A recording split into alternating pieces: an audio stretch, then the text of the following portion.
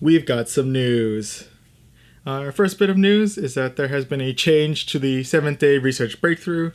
So for the months of September and October, Flower Crowned Eevee will be the Pokemon that's featured in those research breakthroughs. And if you're lucky, you may encounter a shiny Flower Crowned Eevee.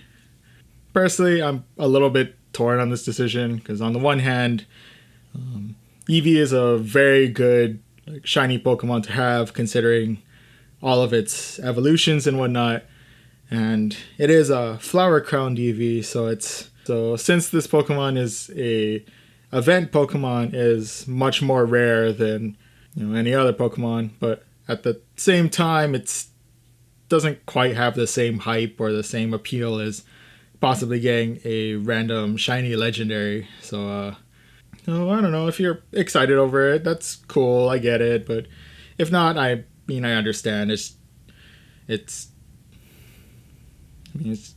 the end of the day, it's just Eevee in the research breakthrough, so yeah, I'm a little bit torn on that one, to be honest.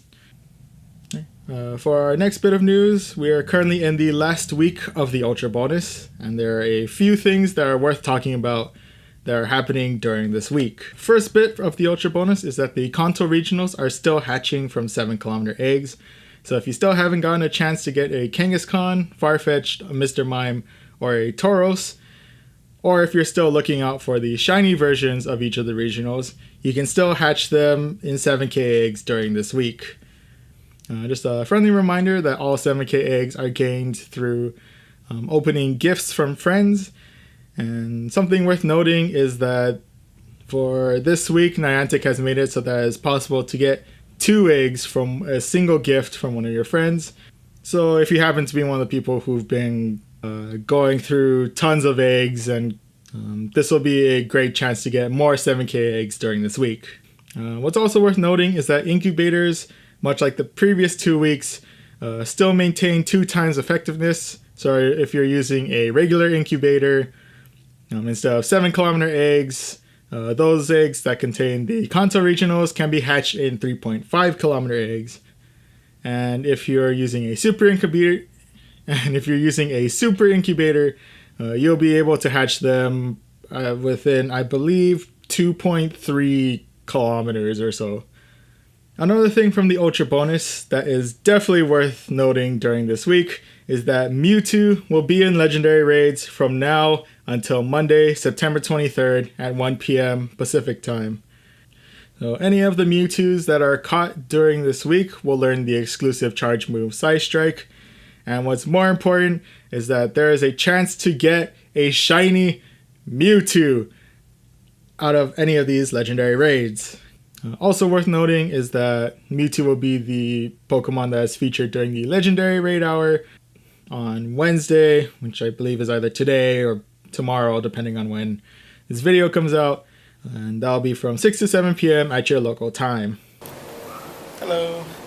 So, in regards to the last bit of news, the Legendary Raid Hour for Mewtwo has actually been postponed due to technical difficulties, and they have just announced that the new day for the Legendary Raid Hour for Mewtwo is Tuesday, October 8th from 6 to 7 p.m. at your local time. So on October 8th, go out and try and see if you can get as many Mewtwo with Psystrike as you can, and hopefully you'll be able to get possibly 1 or 2 shiny Mewtwo's out of that day as well. Right. So with that, back to the rest of the news.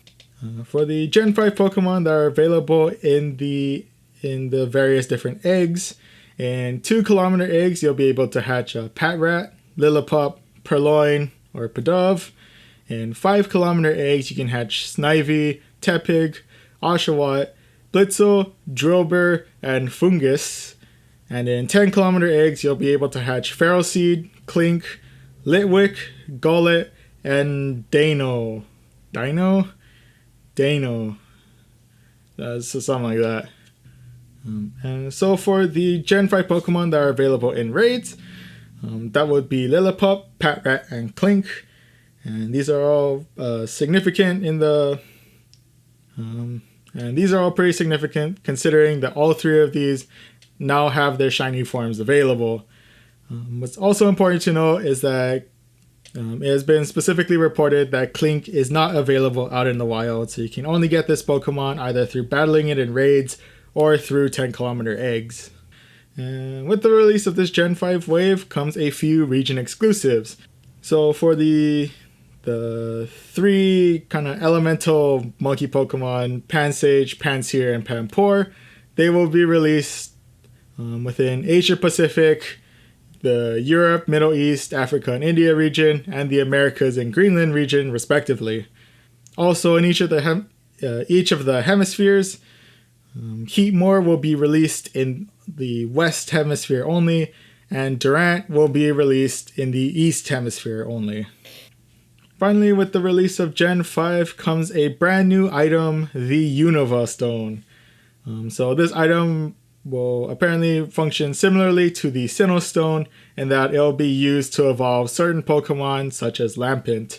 And this item will only be available through the research breakthroughs. Personally, in my opinion of this last week of the Ultra bonus, considering we get brand new Gen 5 Pokemon, shiny Kanto Regionals and 7K eggs, as well as a chance to get shiny Mewtwo, I think this is honestly a great way to end off what has honestly been a great past few weeks. For our last bit of news, the second season of the Silph Arena tournaments will be starting up with the Sinister Cup.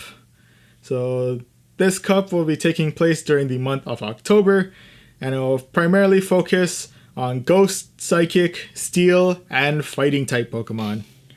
So some of the rules that this cup shares with cups from the previous season of the Silph Arena tournaments. All of the matches will be played in Great League, which means only Pokemon with 1500 CP or below are allowed to compete in this tournament. Each person participating in this tournament must bring a team of 6 Pokemon.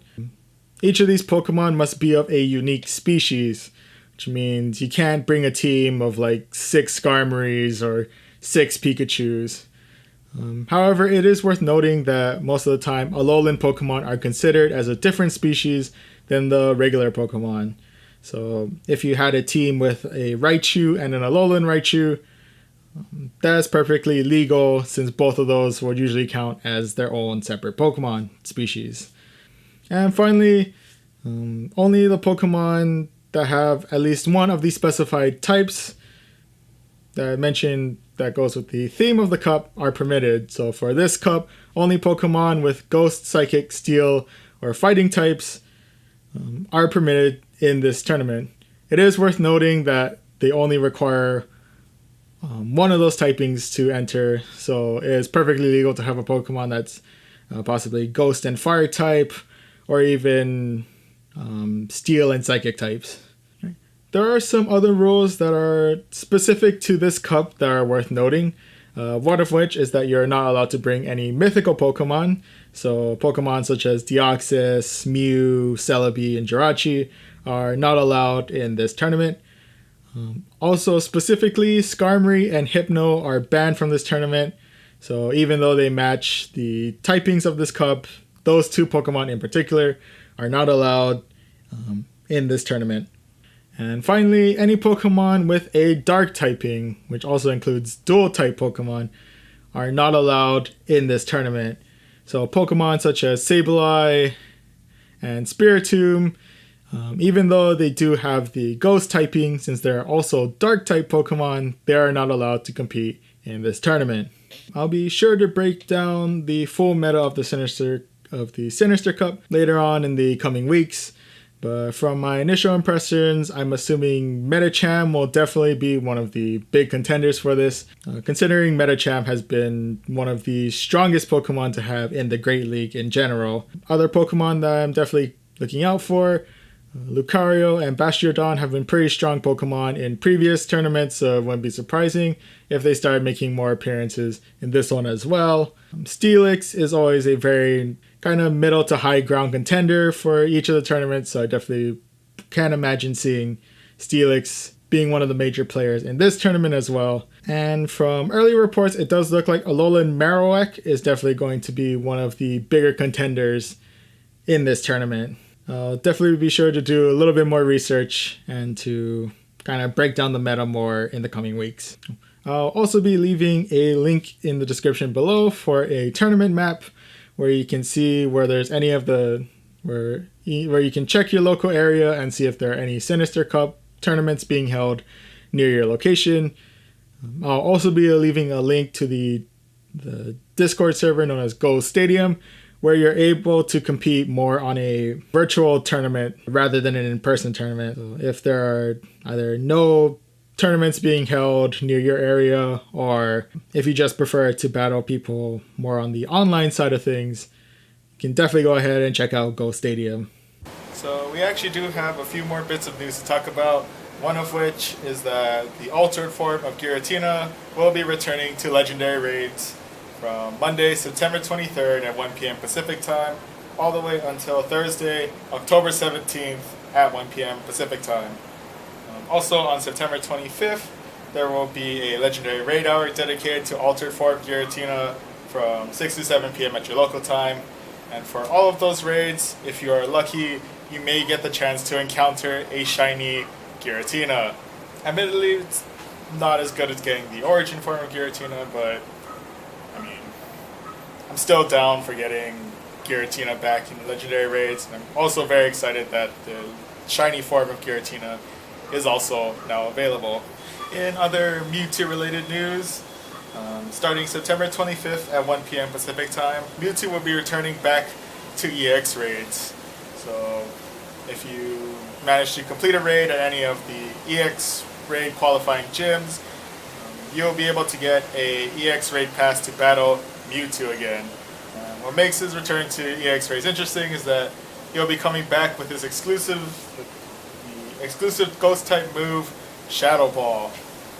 And if you're wondering, yes, the EX Raid Mewtwo's also have a chance to be shiny. So if you miss out on getting a Mewtwo, or if you miss out on getting a shiny Mewtwo during this week, then don't worry, you'll still be able to get a shiny Mewtwo through the EX Raids starting September 25th. So for our last bit of news, as of right now, the Pokemon Go Safari Zone in Montreal is currently going on from today all the way until Sunday, September 22nd. And during that time, Yanma will be spawning more frequently globally, and it has been confirmed that the shiny form of Yanma is now available, so definitely be on the lookout for any more Yanma within your area. And lastly, the October Community Day has been announced, and it is for Trapinch. So on October 12th from 11 a.m. to 2 p.m. at your local time, Trapinch will be spawning more frequently in the wild, and if you're lucky, you may be able to encounter a shiny Trapinch. Also during that time, you'll be able to get 3 times catch XP, and all lure modules will be active for 3 hours instead of the usual half an hour. So that's all of the news I have for today. I will see you guys in the next video.